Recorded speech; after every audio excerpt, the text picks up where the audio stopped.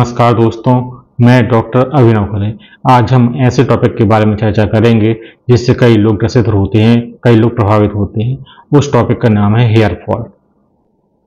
Hair fall, hair loss, कई सारी problem की वजह से ये कंडीशन डेवलप हो जाती है। जैसे कि यदि आपके परिवार में जेनेटिक कोई प्रॉब्लम है, मामा पक्ष में या फादर के पक्ष में, माँ के पक्ष में किसी को भी हेयर फॉल की प्रॉब्लम रही है, गंजापन रहा है, फैमिली हिस्ट्री में देखने को मिलता है, तो हो सकता है आप भी आगे चल के उससे ग्रसित हो जाएं या हो रहे हों।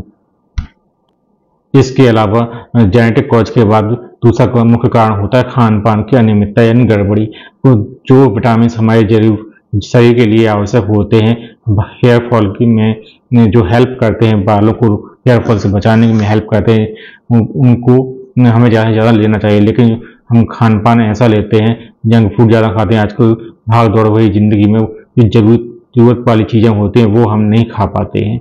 उस कंडीशन में जरूरी विटामिन और मिनरल्स की कमी हो जाती है, जिसकी वजह से हेयर फॉल की कंडीशन डेवलप हो जाती है। और दूसरा कारण होता है प्रोटीन।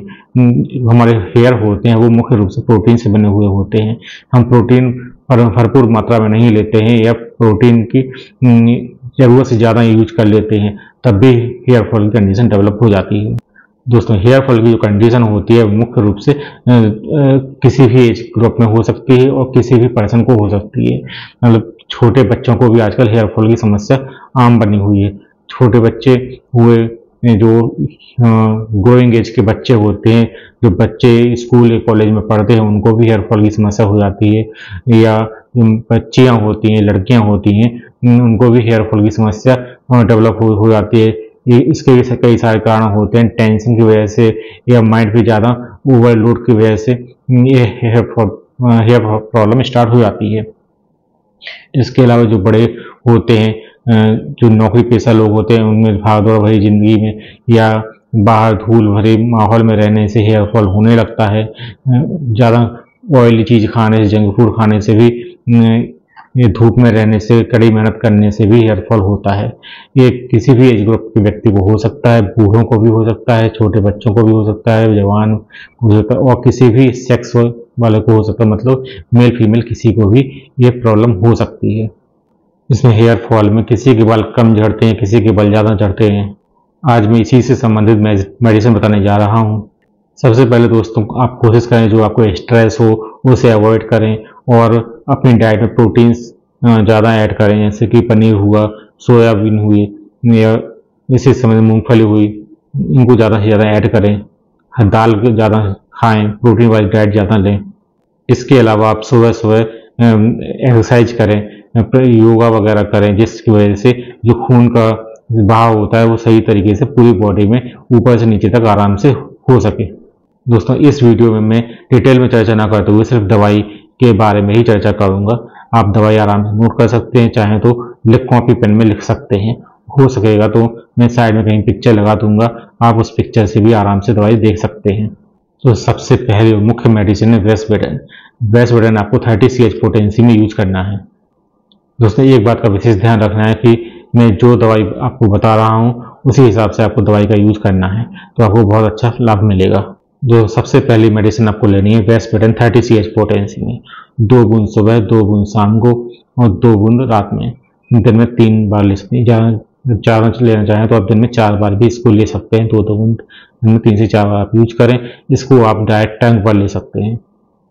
वेस्टवेडेन के बाद नेक्स्ट मेडिसिन आपको यूज करना है अर्निका मोंटाना 30 CH पोटेंसी में। तो इस अर्निका मोंटाना मेडिसिन को वेस्टवेडेन के बाद यूज करना है। सबसे पहले वेस्टवेडेन 30 CH पोटेंसी में स्टार्टिंग के 10 दिन आप यूज करें। स्टार्टिंग के 10 दिन आप वेस्टवेडेन 30 पोटेंसी में यूज करें। इसके बाद 10 दिन के बाद 11वें दिन से आप अर्निका मोंटाना 30 CH पोटेंसी में यूज करें। अर्निका मोंटाना को भी 2 बूंद दिन में 3 बार यूज करें। डायरेक्ट आप इसे टंग पर ले सकते हैं। दोस्तों, अर्निका मोंटाना यूज करने के बाद आपको सेलेनियम 30 CH पोटेंसी यूज करना है। इसे भी अगले 10 दिन यूज करना है। जैसे कि आपने 1 से 10 तारीख तक आपने वेस्टवेडेन 30 CH पोटेंसी ली, इसको दिन में 3 बार लेना है। फिर इसके 11 से 20 तारीख तक आपको अर्निका मोंटाना 30 CH पोटेंसी में यूज करना है। इसके बाद 21 से फिर 30 तारीख तक, यानी कि अगले 10 दिन आपको सेलेनियम 30 पोटेंसी में यूज करना है। सेलेनियम 30 पोटेंसी को भी आप 2-2 बूंद दिन में 3 बार यूज कर सकते हैं डायरेक्ट अपनी टंग पर। इसके साथ में आप चाहें तो एक बायो कॉम्बिनेशन आता है काली सल्फ 6X, ये आप यूज कर सकते हैं। SBL कंपनी का भी आता है और दूसरी कंपनियों का भी आता है। आप अपने हिसाब से जो आपके आसपास आसानी से अवेलेबल हो जाए आप उस कंपनी का यूज कर सकते हैं। काली सल्फ 6CH पोटेंसी में 6X में आपको यूज करना है 4-4 गोली दिन में 3 बार। इसे आप चाहे तो चूस सकते हैं या चाहे तो गुनगुने पानी में इसको डाल दें। जैसे ही गोलियां डिजॉल्व हो जाए, मेडिसिन डिजॉल्व हो जाए, आप उसको एक एक घूंट करके आराम से चाय की तरह पी सकते हैं। दोस्तों इनके बाद एक पेटेंट मेडिसिन आती है SBL कंपनी की, उसका नाम है एस्कैल्प्टोन। ये सभी मेडिसिन को साथ में लेना है। एस्कैल्प्टोन मेडिसिन को भी आप साथ में ले सकते हैं। इसे 2-2 गोली दिन में 3 बार आपको यूज करना है। 2 गोली सुबह, 2 गोली दोपहर में और 2 गोली रात में। चाहे तो इसको चूस सकते हैं या फिर गुनगुने पानी में इसको डाल दें और जैसे कि काली सल्फ मेडिसिन को पीना है उसी तरीके से इसको भी पी सकते हैं। ध्यान रहे सभी मेडिसिन को बीच में 5 से 10 मिनट का गैप होना चाहिए। दोस्तों यदि आप काली सल्फ और एस्कैल्प्टोन मेडिसिन को मिक्स करके यानी कि 2 गोली उसकी और 4 गोली इसकी दोनों को आपस में मिक्स करके गुनगुने पानी में डाल दें, गोली डिजॉल्व हो जाए तो उसको आप पी लें, या साथ में ही 4 गोली उसकी और 2 गोली इसकी चूसें साथ में यूज करेंगे तो बहुत ही अच्छे और शानदार रिजल्ट देखने को मिलेंगे। दोस्तों आप इन सभी मेडिसिन को लगातार 1 महीने यूज करेंगे तो आपको बहुत ज़्यादा आराम देखने को मिलेगा। यदि आपको आराम मिलता है तो आप इन मेडिसिन को कंटिन्यू कर सकते हैं। जैसे ही आपके बाल झड़ना बंद हो जाए तो आप धीरे धीरे करके इन मेडिसिन को बंद कर दें।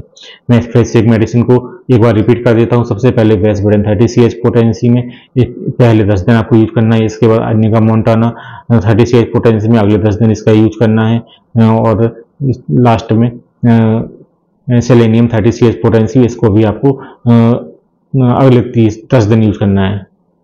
पहले वेस्टबेडेन, फिर अर्निका, फिर सेलेनियम 10 अल्टरनेटिव्स को यूज करना 10 दिन के अंतर से।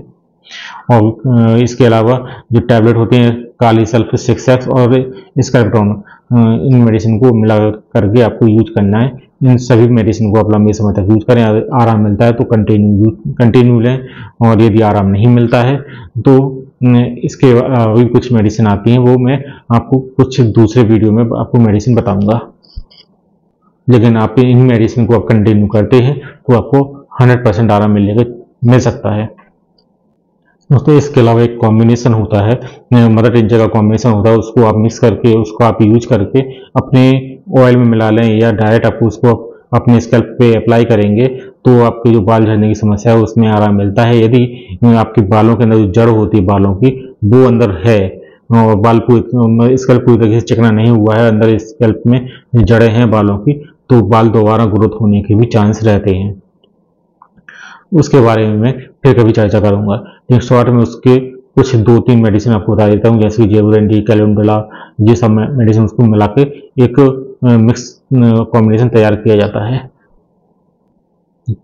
आज की वीडियो में इतना ही दोस्तों। आशा करता हूँ आपको आज का वीडियो अच्छा लगा होगा, वीडियो पसंद आया होगा। यदि आपको वीडियो अच्छा लगा हो तो वीडियो को लाइक करें, शेयर करें और यदि आपने हमारे चैनल को अभी तक सब्सक्राइब नहीं किया है और चैनल पर पहली बार आए हैं तो चैनल को भी सब्सक्राइब कर लें। मैं ऐसे ही होम्योपैथी से रिलेटेड वीडियो लाता रहता हूँ। तो मिलते हैं किसी नए वीडियो में नए टॉपिक के साथ में। तब तक के लिए बाय, जय हिंद, जय भारत, धन्यवाद।